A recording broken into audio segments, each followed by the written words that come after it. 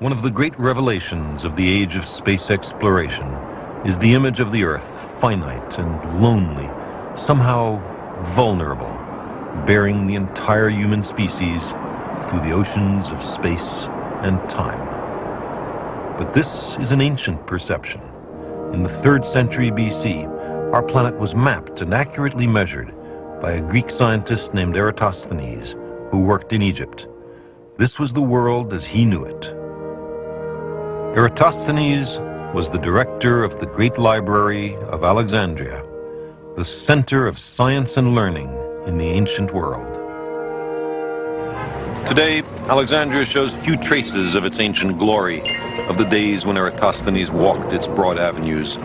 Over the centuries, waves of conquerors converted its palaces and temples into castles and churches, then into minarets and mosques. The city was chosen to be the capital of his empire by Alexander the Great on a winter's afternoon in 331 BC. A century later, it had become the greatest city of the world. Each successive civilization has left its mark. In Alexandria, there was an immense library and an associated research institute, and in them worked the finest minds in the ancient world. Of that legendary library, all that survives is this dank and forgotten cellar. It's in the library annex, the Serapeum, which was once a temple, but was later reconsecrated to knowledge. These few moldering shelves, probably once in a basement storage room, are its only physical remains. But this place was once the brain and glory of the greatest city on the planet Earth.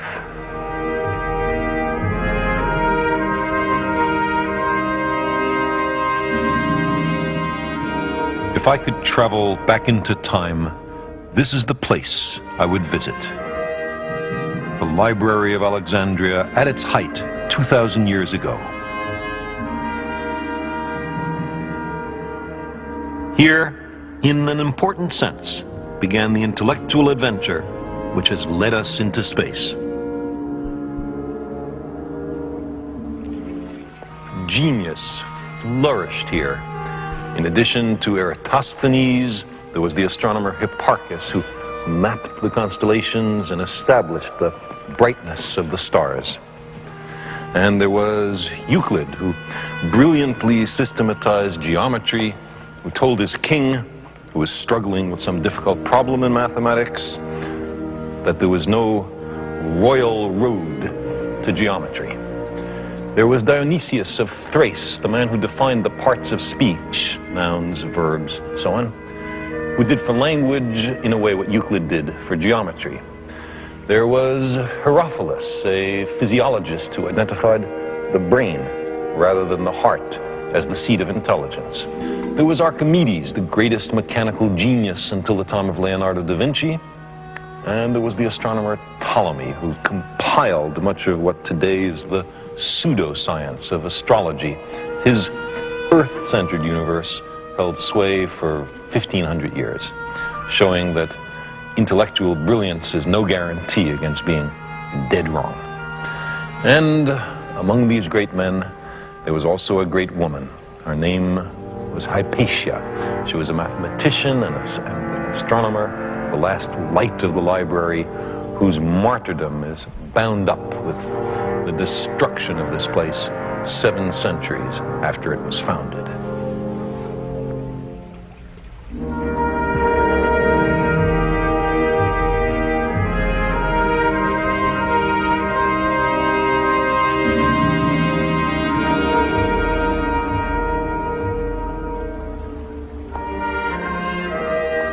Look at this place.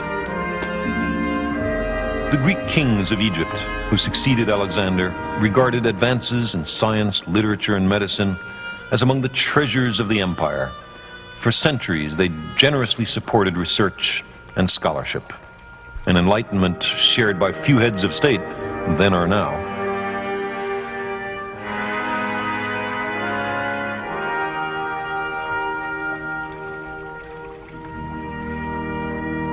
Off this great hall were 10 large research laboratories. There were fountains and colonnades, botanical gardens, and even a zoo with animals from India and sub-Saharan Africa. There were dissecting rooms and an astronomical observatory. But the treasure of the library, consecrated to the god Serapis, built in the city of Alexander, was its collection of books. The organizers of the library combed all the cultures and languages of the world for books. They sent agents abroad to buy up libraries. Commercial ships docking in Alexandria harbor were searched by the police, not for contraband, but for books. The scrolls were borrowed, copied, and returned to their owners. Until studied, these scrolls were collected in great stacks called books from the ships. Accurate numbers are difficult to come by, but it seems that the library contained at its peak nearly 1 million scrolls.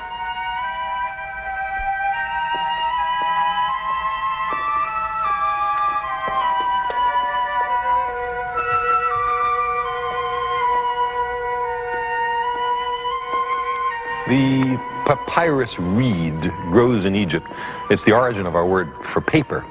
And each of those 1 million volumes which once existed in this library were handwritten on papyrus manuscript scrolls. What happened to all those books? Well, the classical civilization that created them disintegrated. The library itself was destroyed. Only a small fraction of the works survived. And as for the rest, we are left only with pathetic, scattered fragments.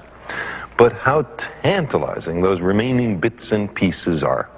For example, we know that there once existed here a book by the astronomer Aristarchus of Samos, who apparently argued that the Earth was one of the planets, that like the other planets, it orbits the sun, and that the stars are enormously far away. All absolutely correct. But we had to wait nearly 2,000 years for these facts to be rediscovered.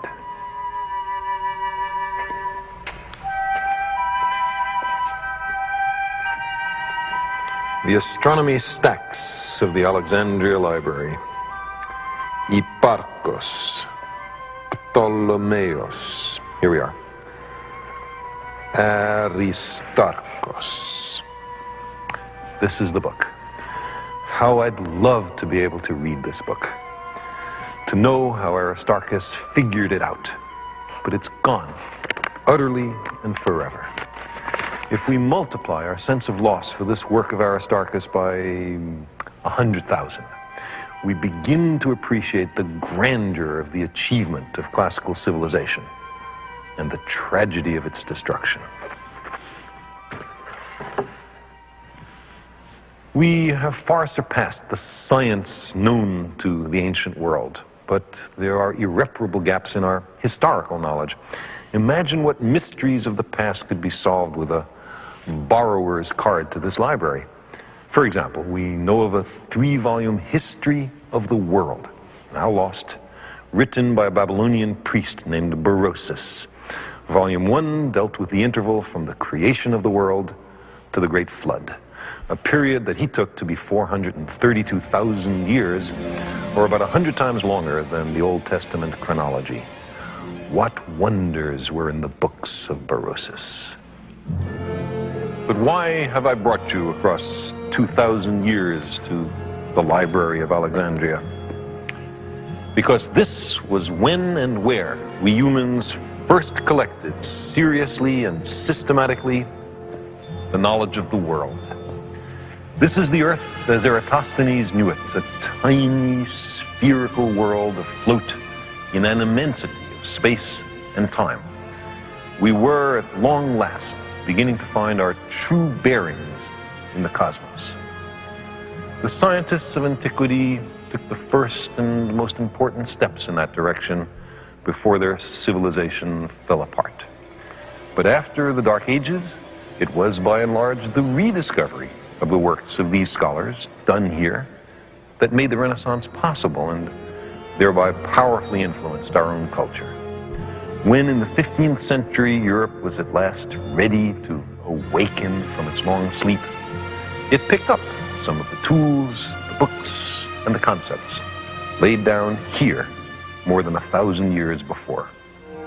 Aristotle had argued that humanity was divided into Greeks and everybody else, who he called barbarians, and that the Greeks should keep themselves racially pure. He taught it was fitting for the Greeks to enslave other peoples. But Eratosthenes criticized Aristotle for his blind chauvinism. He believed there was good and bad in every nation. The Greek conquerors had invented a new god for the Egyptians, but he looked remarkably Greek. Alexander was portrayed as Pharaoh, in a gesture to the Egyptians, but in practice, the Greeks were confident of their superiority. The casual protests of the librarian hardly constituted a serious challenge to prevailing prejudices. Their world was as imperfect as our own, but the Ptolemies, the Greek kings of Egypt who followed Alexander, had at least this virtue. They supported the advancement of knowledge. Popular ideas about the nature of the cosmos were challenged, and some of them discarded. New ideas were proposed and found to be in better accord with the facts. There were imaginative proposals, vigorous debates, brilliant syntheses, and the resulting treasure of human knowledge was recorded and preserved for centuries on these shelves. Science came of age in this library. The Ptolemies didn't merely collect old knowledge. They supported scientific research and generated new knowledge. The results were amazing. Eratosthenes accurately calculated the size of the Earth. He mapped it, and he argued that it could be circumnavigated. Hipparchus anticipated that stars come into being, slowly move during the course of centuries, and eventually perish. It was he who first cataloged the positions and magnitudes of the stars in order to determine whether there were such changes. Euclid produced a textbook on geometry which human beings learned from for 23 centuries. It's still a great read, full of the most elegant proofs. Galen wrote basic works on healing and anatomy, which dominated medicine until the Renaissance. These are just a few examples. There were dozens of great scholars here and hundreds of fundamental discoveries.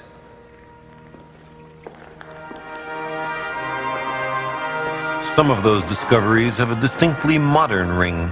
Apollonius of Perga studied the parabola and the ellipse, curves that we know today describe the paths of falling objects in a gravitational field and space vehicles traveling between the planets. Hieron of Alexandria invented steam engines and gear trains. He was the author of the first book on robots. Imagine how different our world would be if those discoveries had been explained and used for the benefit of everyone, if the humane perspective of Eratosthenes had been widely adopted and applied. But this was not to be. Alexandria was the greatest city the Western world had ever seen. People from all nations came here to live, to trade, to learn. On a given day, these harbors were thronged with merchants and scholars, tourists. It's probably here that the word cosmopolitan realized its true meaning of a citizen, not just of a nation, but of the cosmos. To be a citizen of the cosmos. Here were clearly the seeds of our modern world.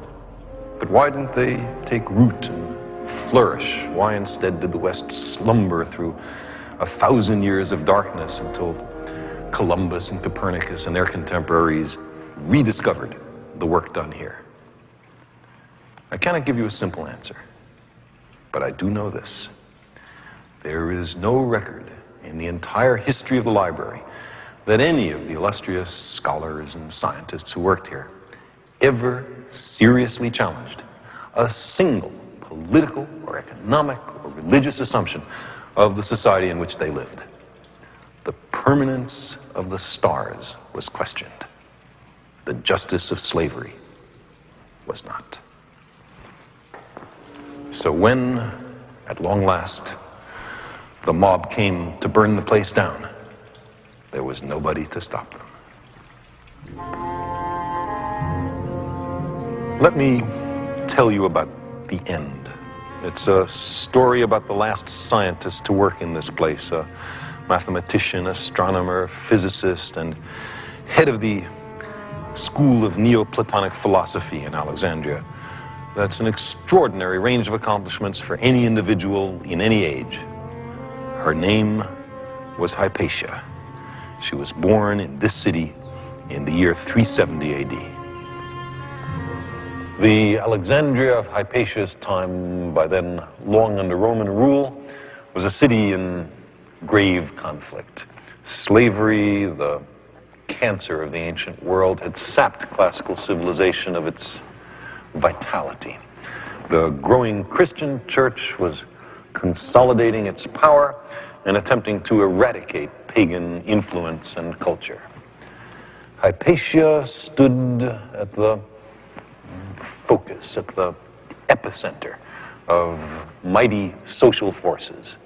Cyril, the bishop of Alexandria, despised her, in part because of her close friendship with the Roman governor, but also because she was a symbol of learning and science, which were largely identified by the early church with paganism.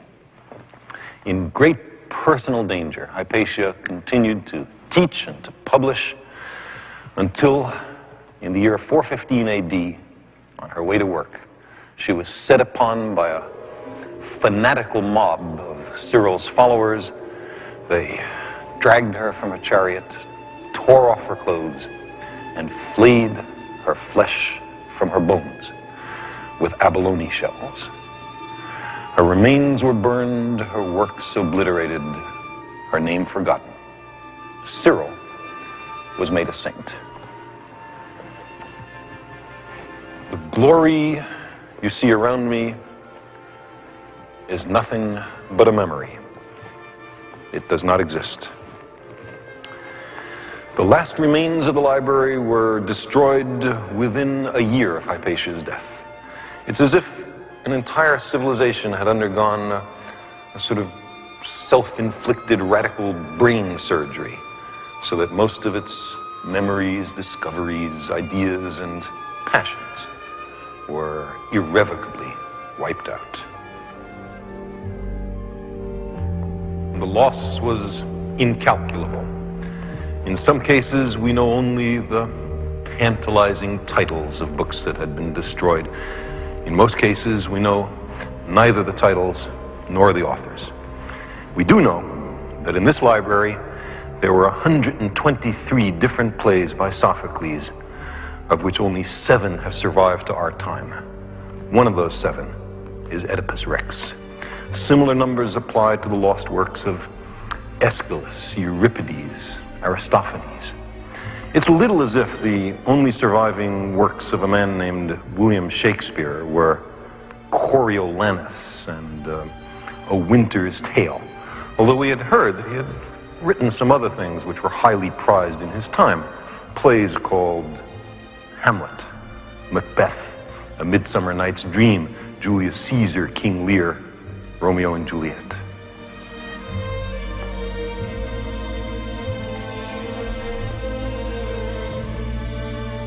History is full of people who, out of fear or ignorance or the lust for power, have destroyed treasures of immeasurable value, which truly belong to all of us.